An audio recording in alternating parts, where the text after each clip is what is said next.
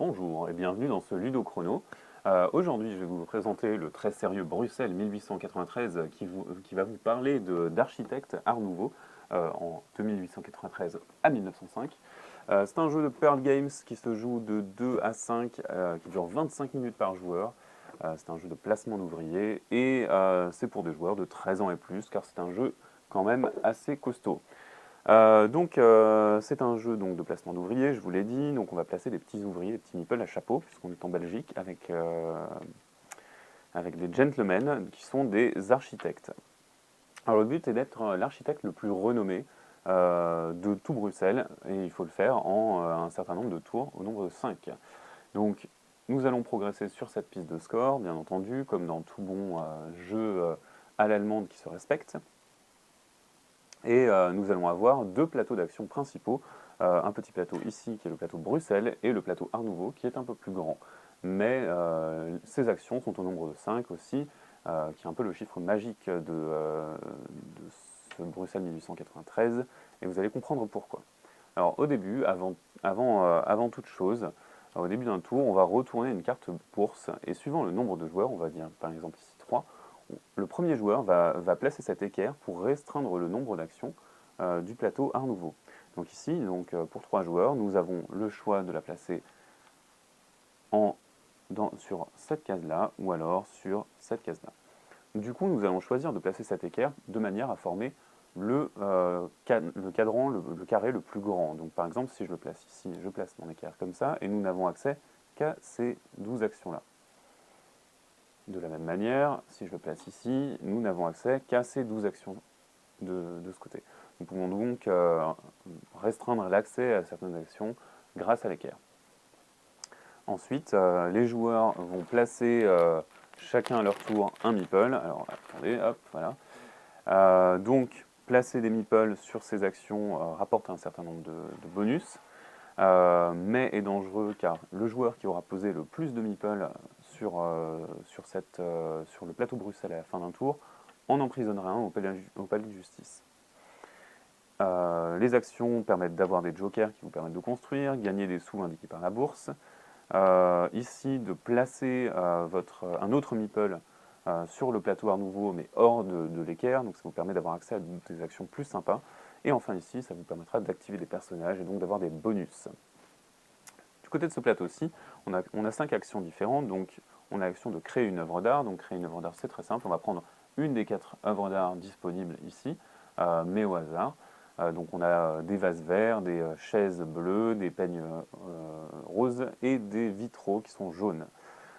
Nous pouvons également vendre ces œuvres d'art avec l'action marron. Donc vendre une œuvre d'art permet de déplacer le curseur en ligne droite et de vendre pour des points de victoire et pour des sous, des francs belges, en fonction de comment on l'aura déplacé et de la position du petit carré correspondant à l'œuvre vendue. Nous avons l'action de récupération de matériaux. Nous pouvons donc récupérer parmi les 2 cubes de matériaux parmi les 3 matériaux nobles, qui sont des matériaux qui vont nous donner des points de victoire si nous ne construisons qu'avec eux. Nous pouvons construire des étages de notre grande œuvre qui se trouve ici. Donc ça c'est mon plateau personnel et vous voyez que mon grand œuvre est recouvert par des tuiles, par 6 tuiles, qui sont autant d'étages du grand œuvre. Donc pour construire, donc on va placer un meeple ici. Il va falloir payer, donc là vous voyez que sur cette petite roue, donc on a un petit compas avec des branches et ça nous indique ce qu'il faut payer. Donc ici on peut payer du métal ou 3 pièces, il va falloir que je paye mon tribut, donc soit 2 métaux, soit 6 pièces, soit 3 pièces et un métal, et je vais pouvoir placer mon bâtiment quelque part. Si un autre joueur vient sur mon bâtiment, disons le jaune, il va se passer une action secondaire qui correspond à peu près à la moitié de l'action qui serait réalisée si vous y alliez. Donc vous récupérerez une œuvre d'art mineure qui sera noire, donc qui sera moins vendable. Vous allez également pouvoir récupérer des matériaux, vous allez pouvoir gagner des pièces, etc. Chaque étage, bien évidemment, chaque étage construit vous rapportera un certain nombre de points de victoire en fin de partie, qui est dépendant de cette jauge-ci qu'on va faire monter avec des bonus. Et enfin, il reste une action que nous n'avons pas expliquée, c'est l'action des petits bonshommes, qui va permettre de recruter des notables. Donc, comme on fait copain avec les notables, donc on a ici un plateau de notables, on va pouvoir les acheter, et ils ont chacun un bonus et un pouvoir, et un entretien. Donc nous, par exemple, j'achèterai ce notable pour 3, je peux décider d'activer son pouvoir, de toute façon, ce qui va être le cas, mais de le jeter, et du coup je n'en profite qu'une fois, ou alors de le garder pour moi.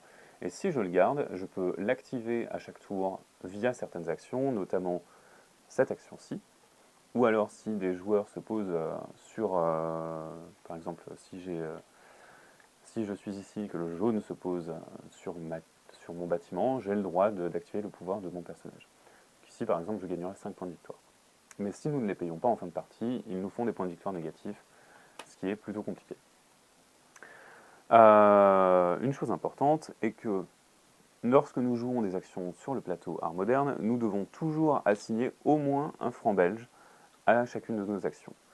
À la fin du tour, nous regardons sur chaque colonne qui a dépensé le plus d'argent, et le joueur qui a le plus d'argent récupère une carte bonus qu'il peut utiliser pour avoir du scoring en fin de partie, pour un bonus particulier qui est propre aux cartes, donc augmenter les jauges, donc la jauge d'architecture, la jauge de prestige qui permet d'activer plus de notables, ou encore la jauge de domination royale, dont je vais vous parler dans un instant, ou encore de nous aider à commencer le prochain tour.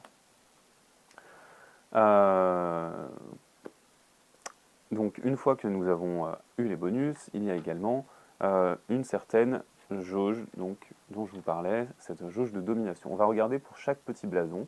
Ici, vous voyez que chaque petit blason qui est entouré de 4 meeples, nous allons regarder qui a la majorité de points, de meeples, pardon, et lui attribuer des points en fonction de cette jauge, donc de 1 à 4 points. Donc ici, par exemple, c'est moi, je gagne un point de victoire. Ici, nous sommes à égalité, chacun gagne un point de victoire.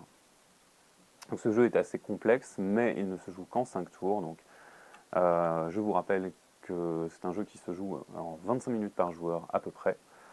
Sur la première partie, il faudra plutôt compter 35-40 minutes par joueur en vérité.